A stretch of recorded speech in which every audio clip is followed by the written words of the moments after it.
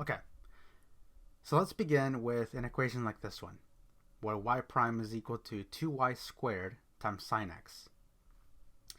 So the first thing that we probably want to do is rewrite this y prime as dy over dx, and then set that equal to 2y squared times sine of x, sorry. Now the next thing that you want to do is multiply both sides by dx. Now I'm going to go really slowly. Some people do this step in just one go, but I really like to take my time with it, make sure that I make no mistakes, and then go from there. So what this does is that it cancels out dx on both sides on this side, and we're left with just dy equaling 2y squared sine x dx. So now we want to move this y over to where the dy is so we could fully separate our variables. So if we divide both sides by y squared, we're going to end up with these canceling firstly, and then we're going to have 1 over y squared dy equaling 2 sine of x dx. So now you can see that we have all the y's on the left and all the x's on the right. So we have fully separated both of these sides. The next thing that we want to do is go ahead and take the integral of both of these. So just as a side note, 1 over y squared is also equal to y to the power of negative 2. That negative 2 just means take whatever the answer of this is and then just put it under 1. So we could write it like this.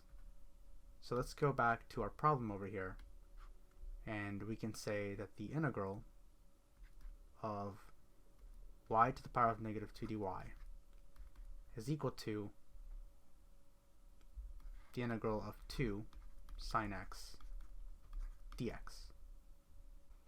Now I'm going to go back to this side over here and just quickly solve for y to the power of negative 2. So we're going to start off with the y, and then we need to make sure that we do to the power of n plus 1. Negative 2 plus 1 is negative 1.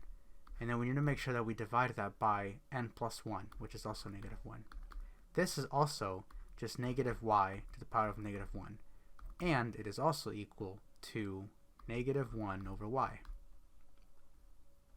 So let me clear that to make some space. Okay, and now I'm going to start off over here. So we're going to have 1 over y, negative of course, and then that's going to be equal to the integral of the 1 over here. So really the 2 that's right here can be moved to the outside and we can forget about it for now. So because of that, we're going to put a 2 right here. And then we're only dealing with the integral of sine of x. Now this is something that you should just try to remember, but the integral of sine x will be equal to negative cosine x. The reason being is that if we end up taking the derivative, so dy dx, of negative cosine x, we should, in theory, end up back with just sine of x. So let's go ahead and test that. We have dy dx, and we have negative cosine. The negative up in the front is just negative 1, and it's just a constant, so it's not really necessary, and it can just be left alone for now. We need to pay attention to what the derivative of cosine x is, however. The derivative of cosine x is negative sine of x. So if we multiply both of these, you see that the negatives cancel and we're left with simply sine of x, which is exactly what we have over here. So we have 2 multiplied by negative cosine of x. And then do not forget your constant of integration c. Now our goal is to isolate the y. Technically from here, if you wanted to plug in your initial condition and solve for c, you could definitely do that.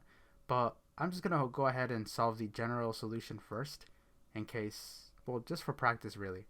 So the first thing that we need to do in order to accomplish that is we can actually flip the 1 over y to y over 1 and just have it be y. Since we flipped it on this side, we also need to flip the equation over here. So instead of having 2 negative cosine of x plus c on the top, on the numerator, we could end up changing it and having 1 on the top numerator, and then 2 multiplied by negative cosine of x on the bottom, and then plus c, of course. So let's go ahead and do that. So let's go ahead and get started by putting 1 on the numerator. After that, we're going to need to put the bottom. So it's going to be negative 2 cosine of x plus c. Let me go ahead and delete this stuff.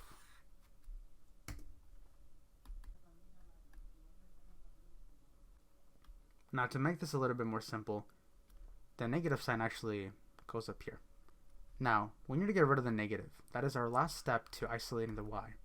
So I'm going to go ahead and multiply both sides by negative 1. By doing so, we're going to give ourselves a simple y equals, the negatives cancel here too, and it's going to equal 1 over 2 cosine of x plus c. So now this here will be known as our general solution.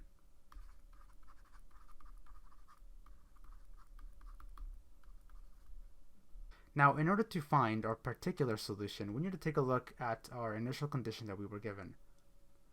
We were given y of 0 equaling 2. So the 0 will be our x, and then our 2 will be our y. And all we have to do now is plug them right into our general solution, and then solve for c, and then plug in c to get your particular solution. So now our y will be equal to 2, and then we're still going to have the 1 on the numerator. Then at the bottom, we're going to have 2 cosine of 0 plus c. So 2 will be equal to 1 over, if you remember, cosine at 0. So if you take a look at the unit circle, 0 will be right here. The coordinates for that spot will be 1, 0, where this is x and this is y, and this is cosine and this is sine.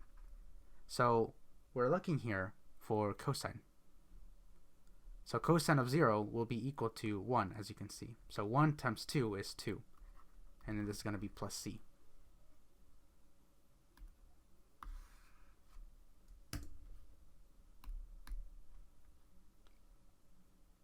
So since our goal is to isolate the c, I'm going to go ahead and multiply both sides of this equation by 2 plus c.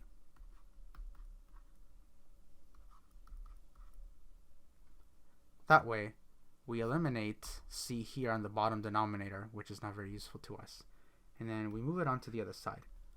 So we're going to have 2 plus c multiplied by 2 equaling 1. So we can begin by dividing both sides of this equation by 2. So if we divide this by 2 and this by 2, we're going to cancel the 2's on this side, and then we're going to have 2 plus c equaling 1 over 2. And then you can move the 2 over to this side, and you're going to be left with c equaling 1 over 2 minus 2. Now we can simplify this a little bit. So we're going to have 1 over 2 minus, if we need to make the denominator 2. So if we multiply 2 times 2, we're going to get 4. 4 over 2 is equal to 2, but it's just in terms of 2 denominator because we need that to work. So 1 minus 4 is negative 3, and this will be over 2. So c will be equal to negative 3 over 2.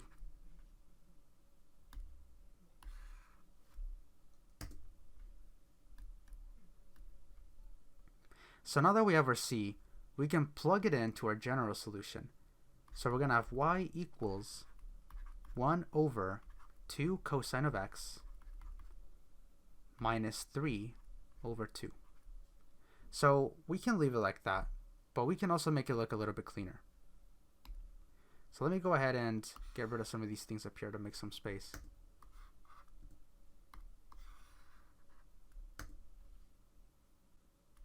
So currently we have y equals 1 over 2 cosine of x minus 3 over 2. What we can do is multiply both sides of this fraction by 2. So this one by 2 and this one by 2. What this will do is that it's going to cancel the denominator on this fraction here, and it's going to cancel this too. But of course we have to multiplied by 2 up at the front here too. So we're going to end up with y equals 2 over 2 times 2, which is 4 cosine x, minus 3. And of course you can see that this looks a lot cleaner than what we had at the bottom. So now this here will be your particular solution. And that is the answer to the question above. This is the next problem, and it does look a little more intimidating than the last one. So the first thing that we want to do again is kind of just write this problem down. So t squared multiplied by dy dt minus t equals 1 plus y plus ty. This is our initial condition, but we will worry about that later once we actually have our general solution. So the first thing here that we might want to do is isolate the dy dt on its own. So we should try to get rid of the t's on this side to make this look a bit more clear. So the first thing that we can do is just leave the t squared alone for now. And then we're going to have dy dt, and then you can move the t to the other side. So you're going to have 1 plus y plus ty plus t. And at this point, it looks like this is not very separable. You might think that you're at a dead end, and most people would definitely stop at this point. But what you can do is actually factor out one of these y's from these two functions here. So let's start off by writing it again. Equals 1 plus, so we're going to factor out a y. So to get the y back for this term, we're going to have just a 1, and then plus, that's right there.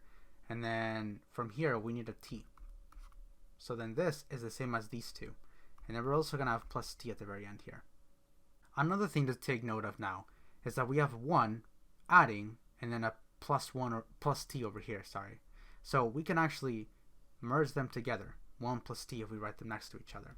So we're going to have t squared times dy dt equaling 1 plus t, and then plus y, and then 1 plus t. Now from here, you can actually factor out one more time. So if you imagine as these two just parentheses, have a parentheses around there, it's a little bit easier to see that you can factor out a 1 plus t from both of these. You can treat this thing as one function and this as another. So from each one of these, you take out 1 plus t. So we're going to have t squared dy dt equaling, so let's take out one of them, 1 plus t. So in order to get this function back, we only really need a 1. So we're going to have 1. And then to get our function here, we already have the 1 plus t, so all we need is a y. So we're left with this here. And now you can actually bring this t squared. You could have actually brought it up all the way over here, but I wanted to clean things up a little bit more before bringing it in.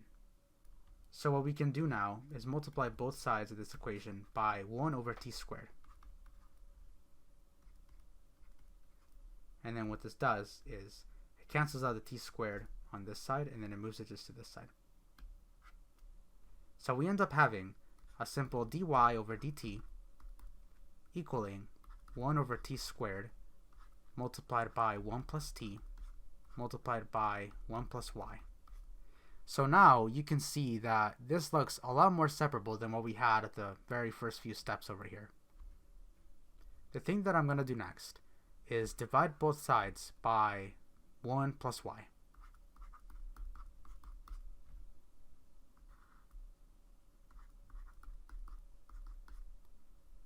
So once we do that, you see that they're going to cancel out on this side.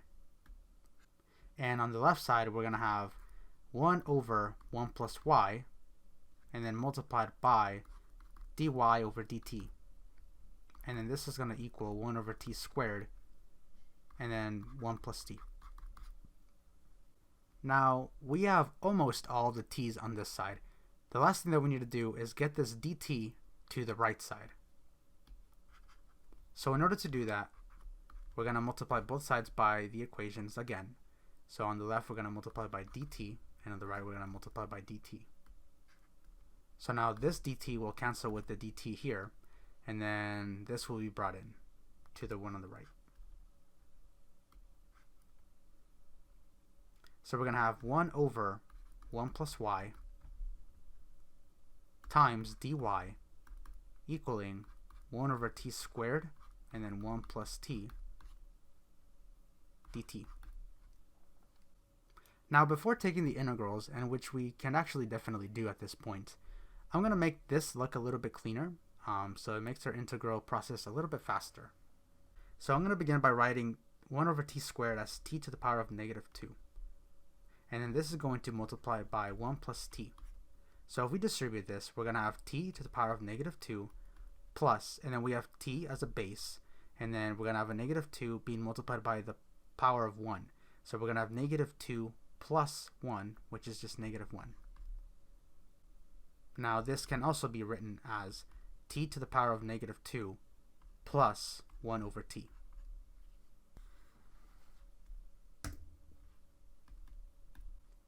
So we're going to have 1 over 1 plus y dy equal t to the power of negative 2 plus 1 over t dt. And from here, we can begin taking the integral of both sides. So we're going to have an integral and an integral. On the left, we can see that we can actually just have the natural log absolute value of 1 plus y. And then on this side, t to the power of negative 2, again, let's just make a little side note over here. We're going to have t n plus 1, which is negative 1, over n plus 1, so negative 1, which also just equals negative t to the power of negative 1, which is also negative 1 over t. So this right side is going to begin with negative 1 over t, and then plus this 1 over t can be written as natural log of absolute value of t. And then do not forget your constant of integration c. So let me go ahead and delete everything here to just create some more space for us to work with, because we are almost done with the problem but not quite done yet.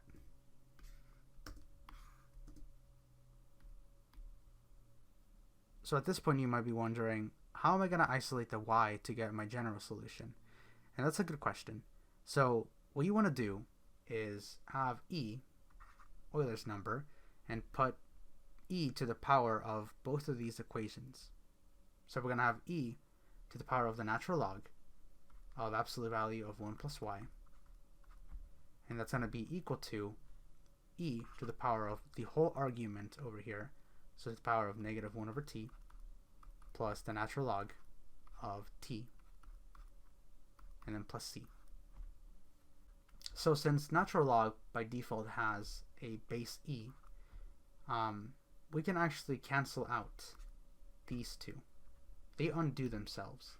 So now on the left, all we're going to have is a 1 plus y, and it's going to be set equal to e to the power of all of this once again.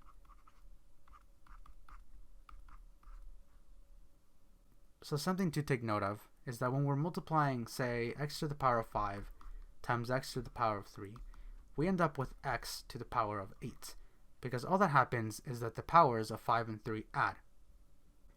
So you can, in a way, say that x to the power of 8 is equal to x to the power of 5 plus 3, which also equals x to the power of 5 times x to the power of 3.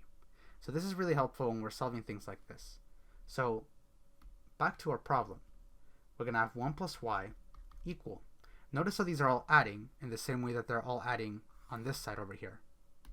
So what we can do is write them as they're multiplying. So we can have e to the power of negative 1 over t, and then we get to multiply that by another e to the power of the next function, which is the natural log of t. And then we could multiply one more time by e to the power of c.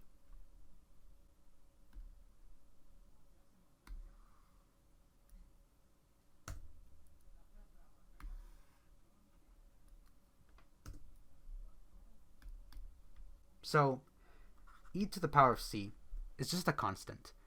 Euler's number is a number, as any other number is, and c is just a constant. So instead of writing this whole thing, we can actually just write either another c because it's still a constant, or maybe another letter. Any letter will do. At the end of the day, it's just another constant. So from here, let's move the 1 over to the other side. So we're going to have y equals e to the negative 1 over t multiplied by, again, this is natural log e and then e. So these two can cancel out and give us just the t alone, and then multiplied by e to the power of c, which we can just write as a. And then, of course, the negative 1 over here. So minus 1 and minus 1. So to make it look a little bit cleaner, I guess we can have y equal to a times t times e to the power of negative 1 over t, and then minus 1. So this here is our general solution. Oops. So now we need to find our particular solution using the initial conditions that we were given. So this 1 is the same as t, and then y is 8. So let's go ahead and plug those into our general solution.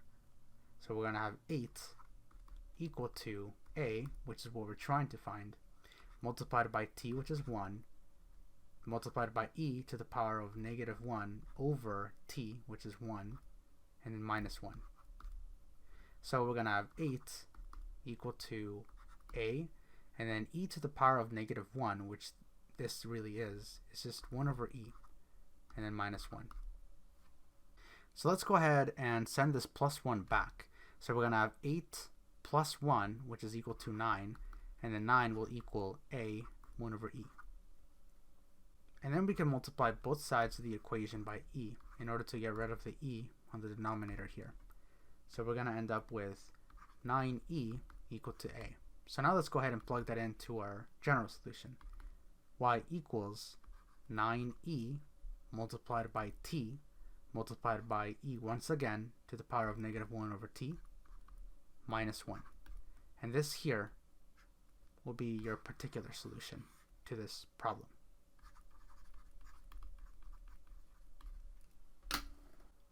So now we have this problem. So let's begin by writing it down. So dy over dx equals x minus 6 and y minus 3. So the first thing that I'm going to do is multiply both sides of this equation by dx. So we'll cancel out dx on the left side and then introduce it to the right side. So we're going to have dy equaling x minus 6 and y minus 3 dx. The next thing you could do is divide both sides by y minus 3. And then by doing that, you'll cancel it on this side and introduce it to the left. So now you're going to have all x's on the right and all y's on the left, which was our goal. So we're going to have 1 over y minus 3 dy equaling x minus 6 dx. And now you can take the integral from both sides here. So on the left, we're going to have the natural log and the absolute value of y minus 3. And then on this side, we're going to have x. So we're going to do n plus 1. It's currently 1, so it's going to be 2 over 2, which is just 1 over 2x squared. So we're going to have 1 over 2, x to the power of 2, and then minus 6x here. And then don't forget your constant of integration c.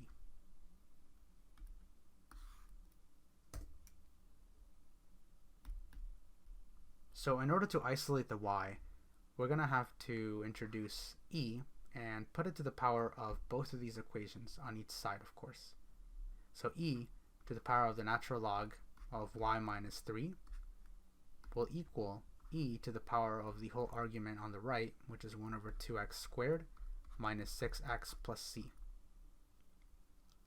So then the e will cancel with the e here, and then we're going to have y minus 3 equaling 1 over e to the power of 1 over 2x squared minus 6x, and oops, I'm writing it below it, but it's part of the exponent, minus 6x plus c. Don't do the mistake, because that will give you a completely different answer. So if we move the 3 to the other side, we're going to end up with y equals e to the power of 1 over 2x squared minus 6x plus c, and then minus plus 3, and this will be below, not an exponent. So let's go ahead and divide these 3 different functions to make this look a little cleaner. So we're going to have y being equivalent to e to the power of 1 over 2x squared multiplied by e to the power of negative 6x multiplied by e to the power of c, and then plus 3. And once again, this e to the power of c can be written as a different letter because at the end of the day, it is still a constant. So we could write this as y equals, let's make the constant a. So a times e to the power of 1 over 2 x squared multiplied by e to the power of negative 6x and then plus 3. So this here will be our general solution, which we will use to find our particular solution once again. So let me just go ahead and delete these things on the left so I can create more space. So let's take a look at our initial condition. We have x as 0 and y as 9. So let's just go ahead and substitute those with the variables in here. So we're going to have 9 equals a times e to the power of 1 over 2 times x squared, and then multiplied by e to the power of negative 6 times x, which is 0, and then plus 3. So we're going to have 9 equal a times e to the power of 0 times 0 is 0, 0 times a half is 0, and then e to the power of 0 once again, plus 3. So then we're going to have 9 equals a, anything to the power of 0 is just 1. So we have just a here multiplied by 1 again, so it's just a and then plus 3. So then our a will be equal to, if we subtract 3 on both sides, 6. So all we have to do now is place 6 instead of a in our general. So y will equal to 6e to the power of 1 over 2x squared multiplied by e to the power of negative 6x and then plus 3. And then this here will be your particular solution to this problem.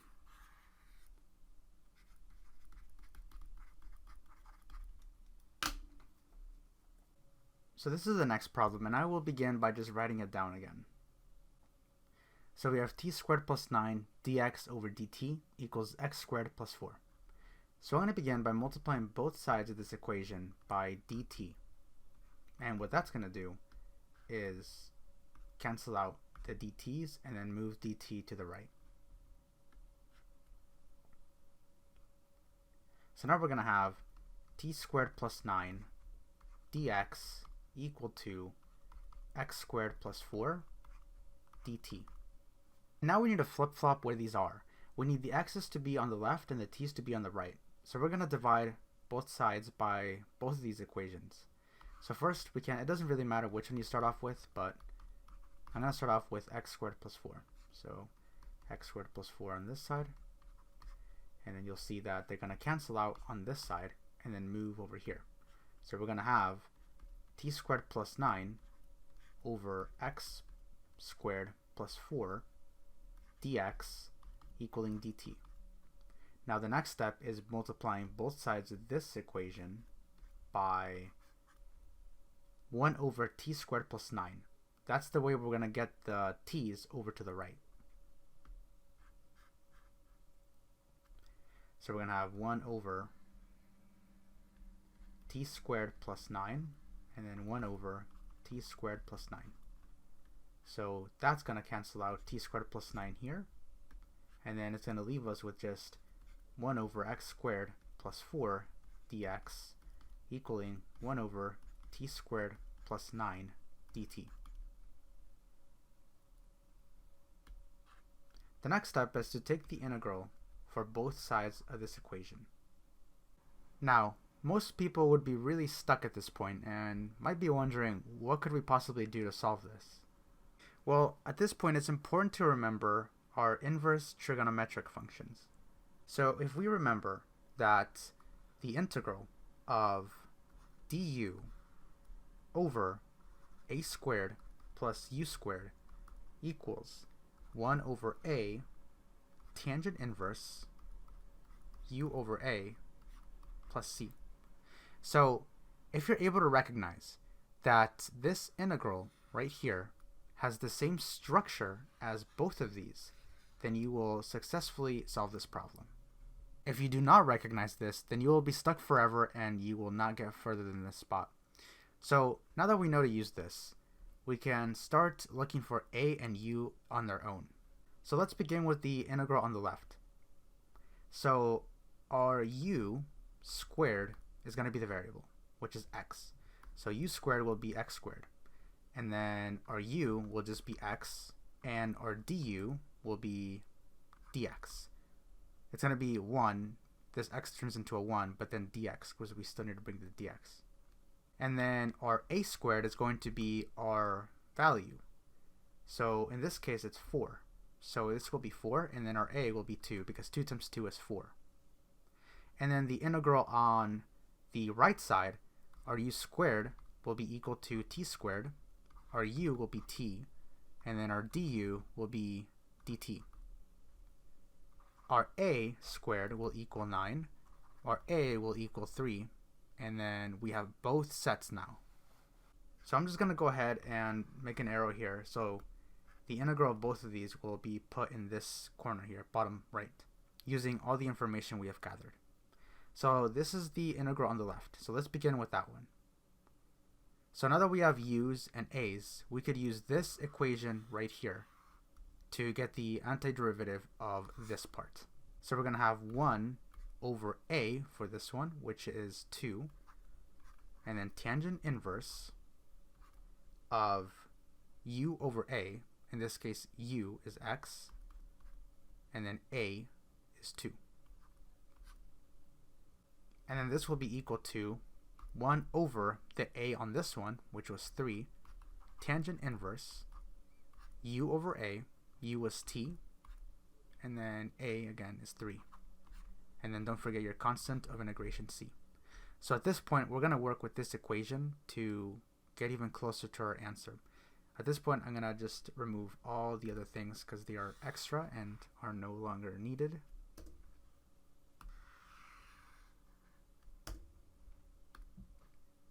So now we have this equation. So there are two things that we can do. Firstly, we can use our initial condition and plug in the values for them right away, and then we will solve for c and then find our particular equation. But just for the purpose of practicing, I'm actually going to solve for the general equation first, then solve for c, then solve for the particular. Again, just because of practice, and it is a good thing to just be able to solve for the general equation whenever you need to. So let me just rewrite it over here. So we're going to have 1 over 2 tangent inverse x over 2 equaling 1 over 3 tangent inverse t over 3 plus c. Let me just get rid of this. So we need a way to isolate the x on its own. So we have x equals something that will give us our general equation. At this point, you might be a little confused as to how we're going to do that because it's embedded within this inverse tangent. So the first thing I'm going to do is try to just leave the inverse tangent on its own on the left. So in order to do that, I'm going to go ahead and multiply both sides of the equation by 2.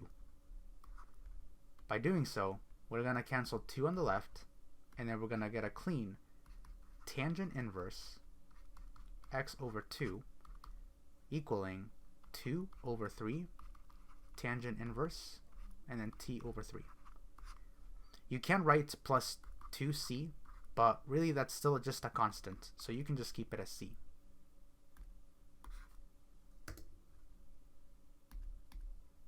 So what you want to do from here is put both of these equations to tangent. So what I mean by that is we could have tangent and then tangent inverse x over 2 equals the tangent of this whole argument. So 2 over 3 tangent inverse t over 3 plus c.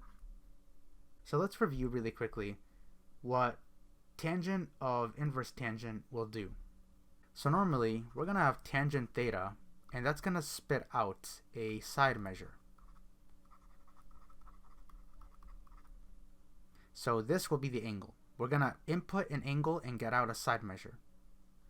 When we have inverse tangent, however, we're going to ask for a side measure. It's asking at what angle can we get this side measure found inside of this tangent inverse.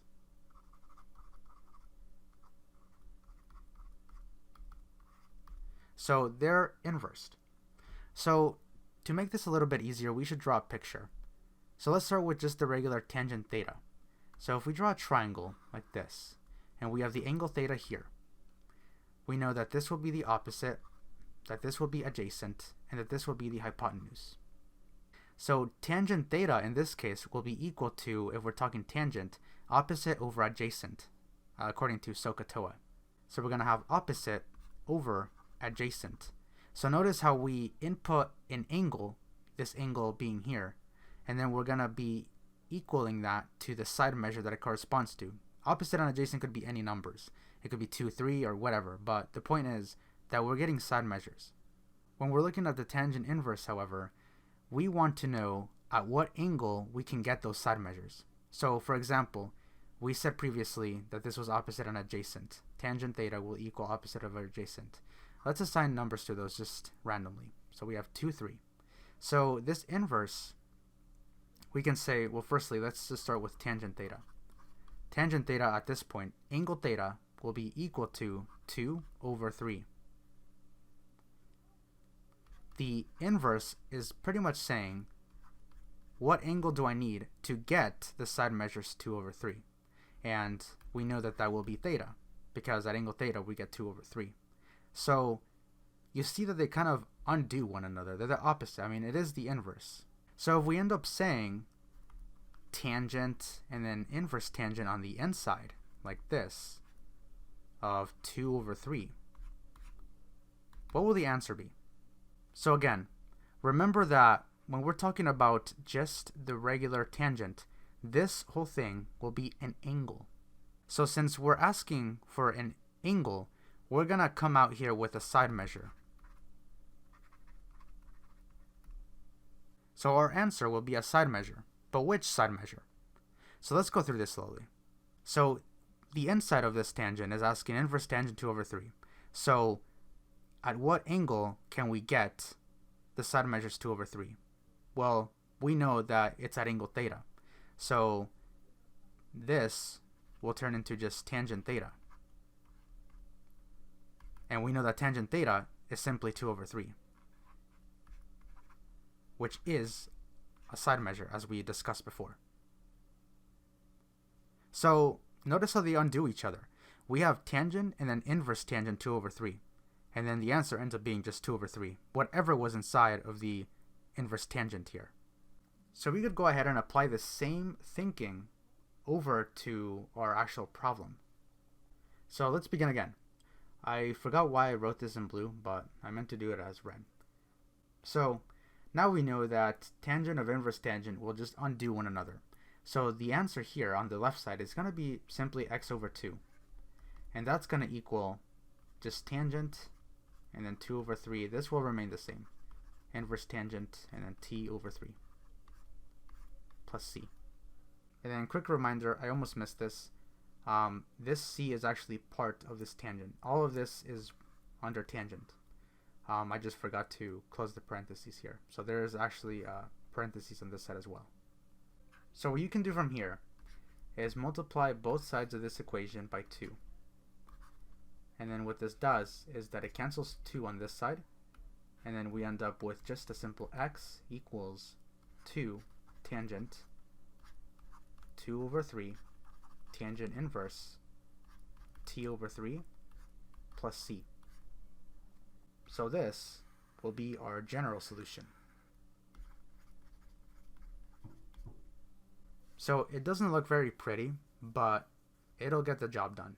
So at this point, we need to plug in our values for the initial condition into our general solution to find the particular.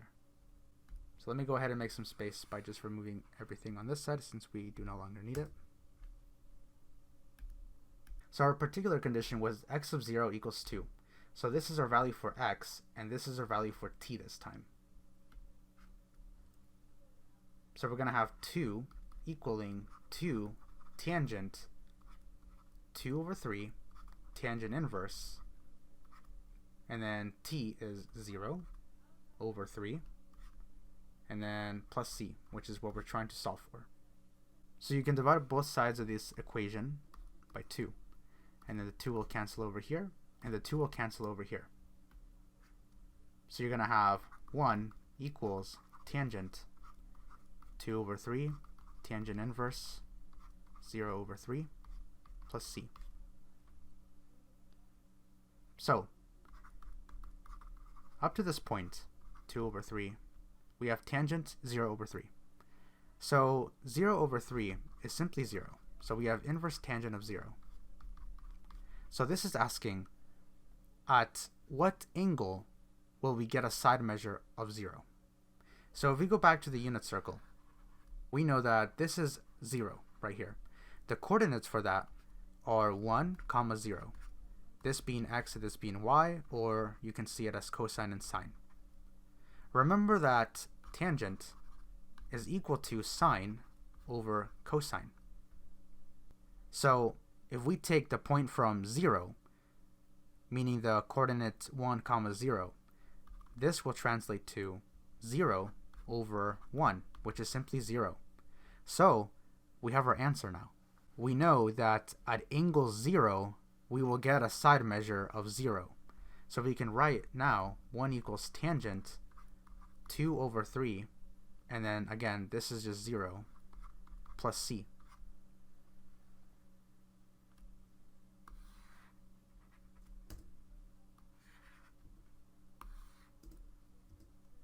So then we end up with 1 equals tangent 2 over 3 times 0 is a 0. So we end up with just c. So now we're going to have to undo this to get the c out, like we did before. So we know that the inverse tangent of 1 will equal c. So now to solve for this, for c that is, we're going to need to take a look at the unit circle one more time. So if we remember that around this point here, we're going to have pi over 4 in radians, and the coordinates for that are going to be the square root of 2 over 2, comma, the square root of 2 over 2. So again, this being your x, and then this being your y, and this being your cosine, and this being your sine. So c will have to equal an angle, because c is an angle according to this inverse tangent. So we need to find what coordinates will give us 1, and then take whatever angle we use to get to those coordinates. So this is the reason that we're using this unit circle at the moment. So again, remember that tangent is sine over cosine. So we have square root of 2 over 2, and then square root of 2 over 2. These will cancel and give you simply 1. So we know that at angle pi over 4, we're going to get a side measure of 1. So in this case, we're going to have pi over 4 equals c. That is our angle.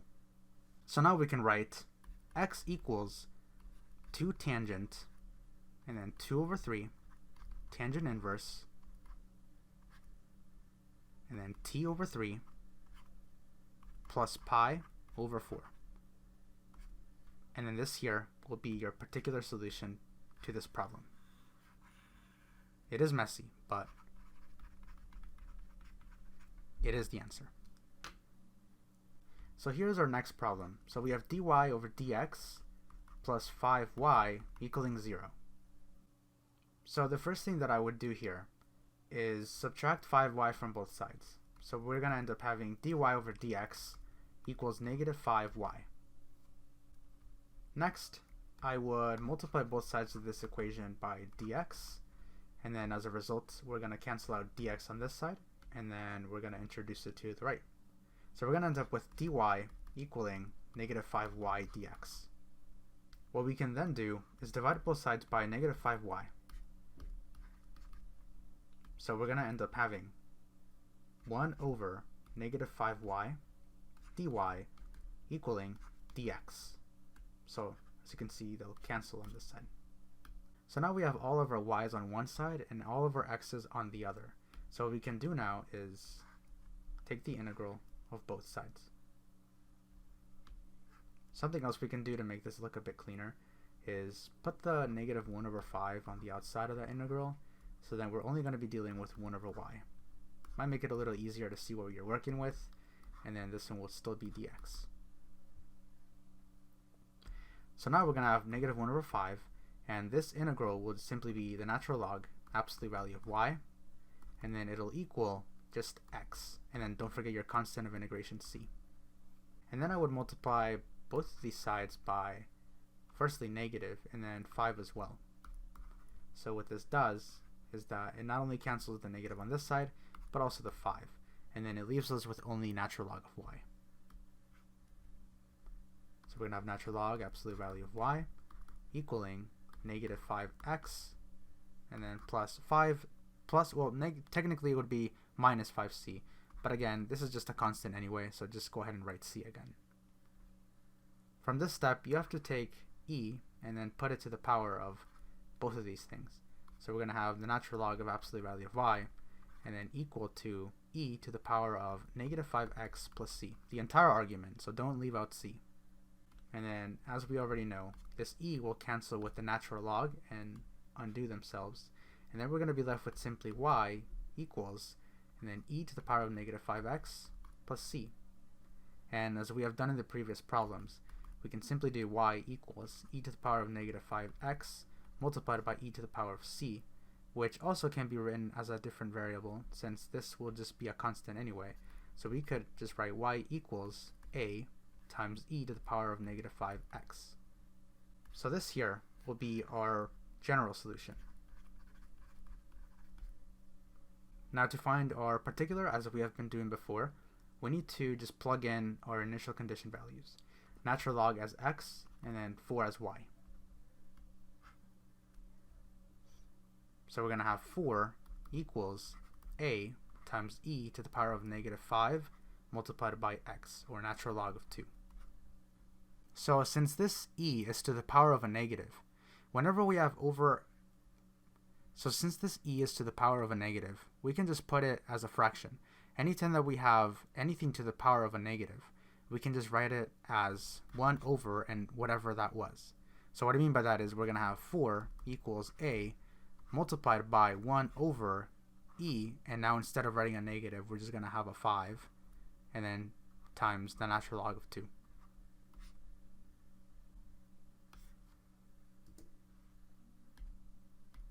So from here, what you want to do is you're going to have 4 equals a, and then you're actually going to just plug this into your calculator and figure out what it is. Surprisingly enough, it is actually an integer and it's not a random number with a bunch of decimals.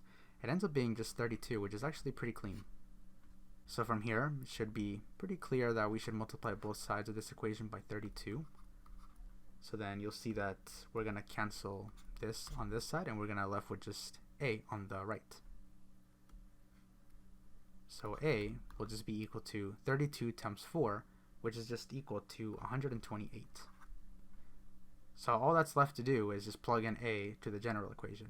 So we're going to have y equals 128 e to the power of negative 5x. And then this will be your particular solution to this problem. Now for this problem, we have y prime equals 5x cubed times y to the power of 2, and then the initial condition is y of 0 equals 13. So let's begin by writing that out. So we have dy over dx equaling 5x cubed times y squared. First thing that I would do here is multiply both sides by dx. And as we have done many times before, we know that these two will cancel. And then you'll be left with dy equals 5x cubed times y squared dx. So now we need all the x's on the right and all the y's on the left. So in order to do that, we're going to have to divide both of these sides by y squared.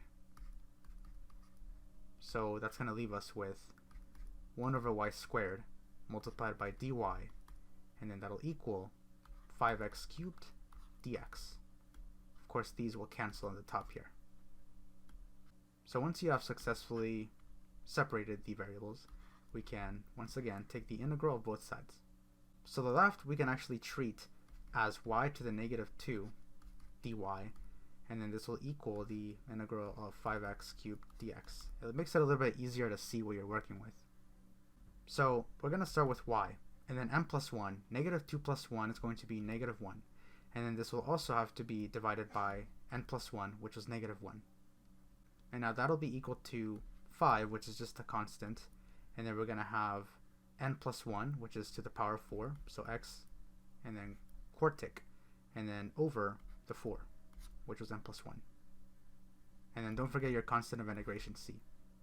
So the left side of the equation we can simply rewrite as negative, well, we can start off by naming it negative y to the power of negative 1, but that ends up looking like this, negative 1 over y. When we write this negative 1 as a positive, we need to put it in the denominator, so we end up with just negative 1 over y.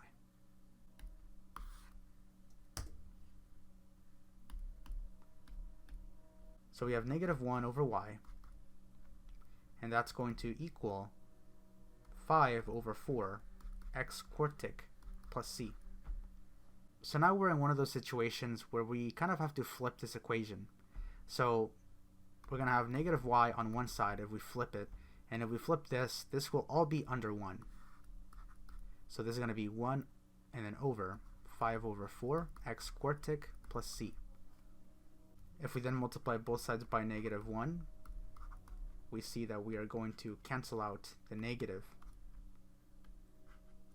and then we're going to be left with y equals negative 1 and then 5 over 4 and x quartic plus c on the denominator. So now this here is going to be our general solution. So now we need to plug in things from our initial condition to find our particular solution. So we have x here as 0 and then y here as 13. So we're going to have 13 equals negative 1 over 5 over 4 times 0 quartic plus c, which will turn into 13 equals negative 1 over 0 to the power of 4 is 0 times 5 over 4, which is still 0. So you're left with just a c on the bottom. Next, we should multiply both sides by c, so we can get it out of the denominator, and these will cancel. And we're going to have 13c equal negative 1. Now if we divide both sides of this equation by 13, we're going to cancel it on the left side, and then we're going to have negative 1 over 13 on the right. So we're going to have c equals negative 1 over 13. So if we plug the c into our general, we're going to end up with y equals negative 1 over 5 over 4 x quartic minus 1 over 13. Now you can leave your answer like this, and some teachers may allow it, but for the purpose of practice, as I have said many times before, I am going to clean this up a little bit more. I will begin by multiplying both sides of this fraction by 4. The purpose of this is that I will cancel out this 4 on the denominator. So we will end up with y equals negative 4 and then 5x quartic minus 4 over 13. Next, I will do the exact same thing, but this time with 13. So once we do that, we're going to cancel out the 13 on this part of the denominator. And we're going to end up with y equals, and then we're going to multiply 4 times 13, which is 52, and then 13 times 5, which is 65 x quartic, and then minus 4 because the 13s have canceled.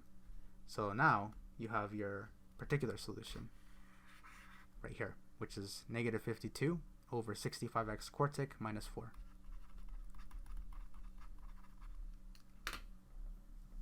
Now let's talk a little bit about verification. So we have been solving quite a few different differential equations and finding particular and general solutions for them. But what if we wanted to figure out whether or not our particular solution is actually correct? So there's actually a way to do that. Let's begin with these conditions. Let's say you were given a differential equation xy prime minus y equals x squared. So first, of course, you would have to find the solution to it. And in this case, I have provided the solution, which is y equals 3x plus x squared.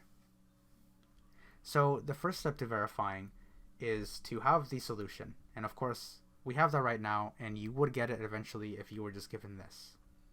So our solution is y equals 3x plus x squared. What we want to do first is take the first derivative of this equation, the solution that we have just found. Again, in this case, we were provided it, but in theory, you would find it. So the derivative of 3x is simply 3, and then the derivative of x squared is 2x. So now, what you want to do is take a look at the differential equation. Every time that you see a y or a y prime, you will substitute what the function is instead of writing y or y prime. So in this case, we have xy prime. So instead of writing y prime, write down what it actually is. And then we have minus y, so we're going to plug in that instead. So what it'll look like is we're going to have x and then multiplied by y prime, which is really 3 plus 2x, and then minus y, which is 3x plus x squared. And then this should equal x squared. If what's on the left ends up equaling what's on the right, then it will be verified, meaning that we have the correct solution in our hands. And also don't forget, there is actually a parenthesis in here since we did substitute what y was, so make sure you keep that in mind, because if you do not distribute them, you will get the wrong answer. So let's go ahead and distribute. So we're going to have 3x plus 2x squared minus 3x minus x squared equaling x squared. So as you can see, the 3x and the minus 3x will cancel out. And then we're going to be left with 2x squared minus x squared equaling x squared. These are both x to the power of 2, but this is just 2 minus 1. So we're just going to end up with 1. So just x squared, and then we're going to have x squared. So as you can see, we're going to have x squared equals x squared, meaning that it is verified. So if it is verified, then that means that you have the correct answer. And that'll be it for this video.